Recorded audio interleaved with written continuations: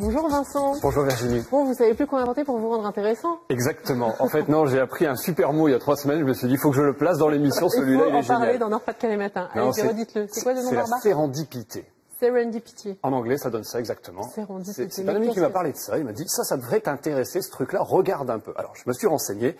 Qu'est-ce que c'est? C'est le fait de réaliser une découverte scientifique ou une innovation technique de façon inattendue. On cherchait autre chose et on tombe sur un truc qui n'était pas prévu. En gros, c'est quand on fait un truc sans le faire exprès. C'est un peu ça sans le faire exprès. C'est comme Christophe Colomb, hein, tout simplement, qui est parti chercher quelque chose et puis il a trouvé le continent américain, donc il était quand même plutôt content. C'est un peu ça le principe. Bon, alors, il faut des exemples pour être Allez, je vous donne des exemples. Allez. Vous savez qu'en cherchant, je vais trouver vraiment énormément d'exemples et surtout dans plein de domaines. Alors, je vous propose un petit jeu, Manuel et puis Virginie.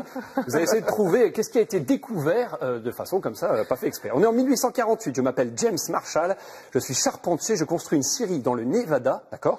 Et puis, le 24 janvier, je regarde à terre dans les, on va dire, dans le bord de mon atelier. Je vois quelque chose qui brille. Qu'est-ce que je suis en train de déclencher sans m'en rendre compte? Je sens que vous n'êtes pas avec moi, c'est pas grave. C'est la ruée vers l'or. La ruée vers l'or, il a trouvé de l'or comme ça. Ouais, il cherchait autre chose, carrément. Je vous en donne un deuxième, peut-être que ça va être mieux pour vous, vous allez voir. C'est grâce à mon chien qui s'est engouffré dans un trou, qui poursuivit un lapin. Je suis un jeune périgourdin, Marcel Ravida, attention, et j'ai découvert une grotte près de Montignac, et à l'intérieur de la grotte, il y a des dessins un peu. Qu'est-ce que j'ai découvert sans m'en rendre compte? Les grottes de la Scotie. Oui, c'est les grottes. Bonne réponse pour Virginie. Manuel, vous avez encore une chance pour vous rattraper. Attention, c'est celle-ci. Je me promène dans les bois. Je m'appelle Georges de Mastrel. Je suis ingénieur suisse et j'observe que la bardonne s'accroche à mon pantalon. Qu'est-ce que j'ai découvert sans m'en rendre compte? Mon pantalon est en velours. Le velcro. Le velcro, il a découvert le velcro comme ça. Bravo. Et il y a énormément. Bon, bah, j'ai perdu.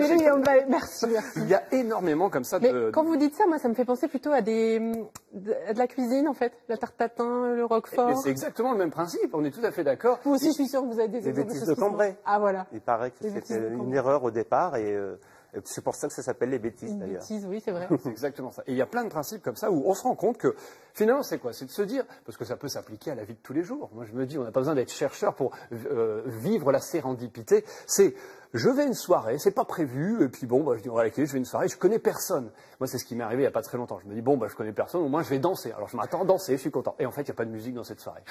Alors je suis super déçu au départ. Vous n'avez pas dansé, rassurez-moi. Je sais, je n'ai pas dansé du tout. Non plus, je vais pas danser.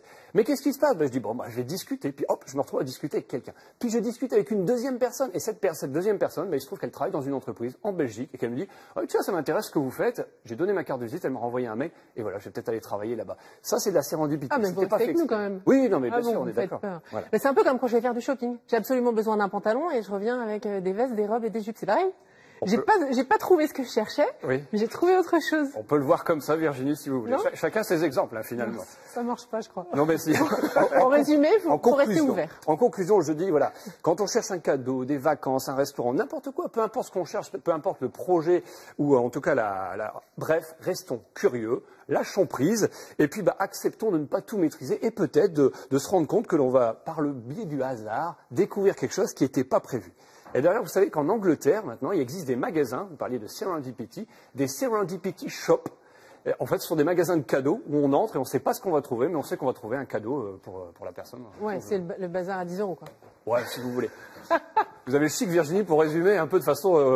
bref. Merci beaucoup, Vincent. On retrouvera votre chronique et votre petit test, si vous n'avez pas bien écouté, sur notre site internet nordpascalematin.france3.fr.